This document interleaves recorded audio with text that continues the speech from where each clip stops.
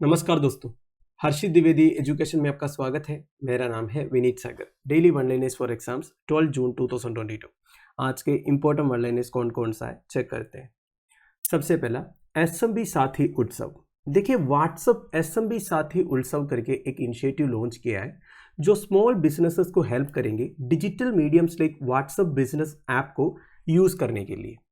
ये initiative start किया है as a pilot project in Jaipur, Johari Bazaar and Bapu Bazaar. इसमें 500 स्मॉल बिजनेस एंटरप्राइजेस को ट्रेन किया जा रहा है। तो ये इनिशिएटिव जोश टॉक्स के साथ कोलैबोरेशन में लॉन्च किया है। जोश टॉक्स के बारे में आपने सुना होगा, एक मीडिया प्लेटफॉर्म है। तो एसएमबी साथी उत्सव सेकंड फेज है दोस्तों एसएमबी साथी कैंपेन का। तो एसएमबी साथी कैंपेन व्हाट्सएप ऑलरेडी शुरू किए थे, तो इसका सेकंड फेज अभी चल रहा है। वैसे व्हाट्सएप बिजनेस अकाउंट के बारे में आपने सुना होगा। इन बिजनेस अकाउंट्स के थ्रू कैसे छोटे छोटे बिजनेस को प्रमोट किया जा सकता है, ये पॉसिबिलिटीज देखेंगे इस इनिशिएटिव के थ्रू। वैसे इंडिया में अप्रोक्सीमेटली 6.3 करोड़ एमएसएमईज है दोस्तों, जो कंट्री के जीडीपी में 30% कंट्रीब्यूट करते हैं एंड 110 मिलियन पीपल एम्प्लॉयड है एमएसएमईज में। वैसे पैंडेमिक के टाइम पर इन बिजनेस का ओवरऑल अर्निंग्स में 20 to 50% डिक्लेन हुआ था, और ये डिक्लेन होने का मेजर रीजन ये था लैक ऑफ मार्केट एक्सेस। तो ये प्रॉब्लम को सोल्व करने के लिए इनके बिजनेसेस को व्हाट्सएप बिजनेस अकाउंट्स के थ्रू प्रमोट करने के लिए ये एसएमबी साथी कैंपेन व्हाट्सएप ने लॉन्च किया था। तो ये इनिशिएटिव के अंदर अलग अलग बिजनेस ओनर्स के इंस्पायरिंग स्टोरीज को शोकेस किया जाएगा, जिन्होंने डिजिटल तरीके यूज करके अपने बिजनेस को प्रमोट किया है। अगला है UN security council, United Nations general assembly, Ecuador, Japan, Malta, Mozambique and Switzerland को non permanent members of United Nation security council करके इलेक्ट किया है 2 साल का टर्म के लिए, और इनका टर्म स्टार्ट होगा जनवरी 1, 2023 से। वैसे प्रेजेंट नॉन परमानेंट मेंबर्स कौन कौन है दोस्तों, आप इधर देख सकते हो। वैसे यूनाइटेड नेशन सिक्योरिटी काउंसिल में 15 मेंबर्स है, 5 परमानेंट मेंबर्स है। कौन कौन? China, France, Russia, United kingdom and United states of America. और 10 नॉन परमानेंट मेंबर्स जो है इनका टर्म 2 साल का होता है। अभी के हिसाब से वो Albania, Brazil, Gabon, Ghana, India, Ireland, Kenya, Mexico, Norway and United Arab Emirates है। इसमें आप देख सकते हो India, Ireland, Kenya, Mexico and Norway का जो टर्म है 2022 में खत्म होगा। तो इन 5 को रिप्लेस करेंगे अभी Ecuador, Japan, Malta, Mozambique and Switzerland.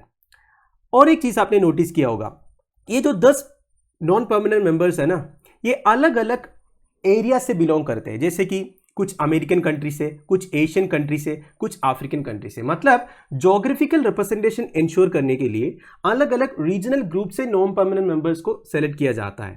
अब देखिए, ये 5 कंट्रीज अनअपोज्ड इलेक्ट हुआ इस 15 मेंबर बॉडी में, पर इसका मतलब ये नहीं है किसी भी तरह का वोटिंग नहीं हुआ। देखिए, भले कोई और कैंडिडेट ना हो, तभी यूनाइटेड नेशंस जनरल असेंबली का मोर देन 2/3 ऑफ वोट्स चाहिए United Nation security council non permanent member करके इलेक्ट होने के लिए। समझ गया? भले कोई और कैंडिडेट ना हो, तभी यूनाइटेड नेशंस जनरल असेंबली का 2/3 से ज्यादा वोट चाहिए सिलेक्शन के लिए। नाउ इक्वाडोर को 190 वोट्स मिला, जापान को 184, माल्टा को 185, Mozambique 192 and Switzerland 187। Now security council के बारे में कुछ important details. Security council only UN body है that can make legally binding decisions like imposing sanctions and authorising use of force. अगर यूनाइटेड नेशंस की तरफ से कोई फोर्स यूज करना है, किसी कंट्री के ऊपर सैंक्शंस इंपोज करना है, ये सब मेजर डिसीजंस होते हैं। ये सब डिसीजंस लेने का power United Nation security council के पास है। पर देखिए, ये बात आपको पता है, 5 परमानेंट मेंबर्स के पास वीटो पावर है। मतलब ये 5 परमानेंट मेंबर में से एक भी अगर ना बोलेंगे तो किसी भी डिसीजन नहीं होगा यूनाइटेड नेशंस में। ये गलत है एक्चुअली। इसलिए इंडिया, जर्मनी, जापान जैसे कंट्रीज ये बोलते हैं यूनाइटेड नेशंस में एडमिनिस्ट्रेटिव रिफॉर्म्स की जरूरत है। अभी के हिसाब से ये 5 जो परमानेंट मेंबर्स है उन्हीं के पास सब कुछ पावर है। यूनाइटेड नेशंस कोई भी डिसीजंस नहीं ले पाते इनके परमिशन के बिना। वैसे इंडिया अभी के हिसाब से एक नॉन परमानेंट मेंबर है यूनाइटेड नेशन सिक्योरिटी काउंसिल का, और ये इंडिया का 8th टर्म है दोस्तों। मतलब इससे पहले 7 बार इंडिया ऐसे नॉन परमानेंट मेंबर रह चुका है यूनाइटेड नेशन सिक्योरिटी काउंसिल में। इंडिया का टर्म शुरू हुआ था 2021 में, 2022 दिसंबर 31 में वो खत्म हो जाएगा। ठीक है। नाउ एक इंपॉर्टेंट पॉइंट है दोस्तों, councils presidency is a capacity that rotates every month among it's 15 members. देखिए, यूनाइटेड नेशन सिक्योरिटी काउंसिल का जो प्रेसिडेंसी है वो हर महीने चेंज होता है इन 15 मेंबर्स के बीच में। और वोटिंग पावर्स के बारे में, सारे मेंबर के पास एक वोट है। कोई भी डिसीजन अगर पास होना है तो 9 वोट्स की जरूरत है, मतलब टोटल 15 में से 9 वोट्स की जरूरत है कोई भी डिसीजन अगर लेना है यूनाइटेड नेशन सिक्योरिटी काउंसिल को। साथ साथ में यूनाइटेड नेशंस परमानेंट मेंबर्स का कंकरिंग वोट्स भी चाहिए, जिसके बारे में मैंने आपको पहले बोला, इसी को वीटो पावर बोलते हैं। ये no vote from one of the 5 permanent members blocks the passage of resolution. अगर परमानेंट मेंबर्स में से एक भी अगर ना बोला तो बिल्कुल कुछ भी नहीं हो सकता यूनाइटेड नेशन सिक्योरिटी काउंसिल में। नाउ और एक important point, any member of the United Nations which is not a member of security council में पार्टिसिपेट। देखिए यूनाइटेड नेशन सिक्योरिटी काउंसिल का मीटिंग में any member of United Nations भी participate कर सकता है। ध्यान दीजिएगा, ऐसे क्वेश्चन सबसे पूछ सकते हैं, पर उनके पास क्या नहीं रहेगा, वोटिंग पावर नहीं रहेगा। ठीक है, अगला है मनरेगा ओम्बुड्समैन। एनजे ओझा साहब को अपॉइंट किया है as the ombudsman under the Mahatma Gandhi national rural employment guarantee scheme. 2 साल का अपॉइंटमेंट है। मनरेगा के बारे में आप सबको पता होगा, फुल फॉर्म है Mahatma Gandhi national rural employment guarantee act. पहले ये national rural employment guarantee act हुआ करता था, बाद में इसका नाम चेंज किया था 2009 में। ये बेसिकली एक इंडियन लेबर लॉ है दोस्तों, एक सोशल सिक्योरिटी मेजर है जो राइट टू वर्क को गारंटी करते हैं। मतलब जितने भी अनएम्प्लॉयड है वो रजिस्टर कर सकता है मनरेगा में और एम्प्लॉयमेंट पा सकता है।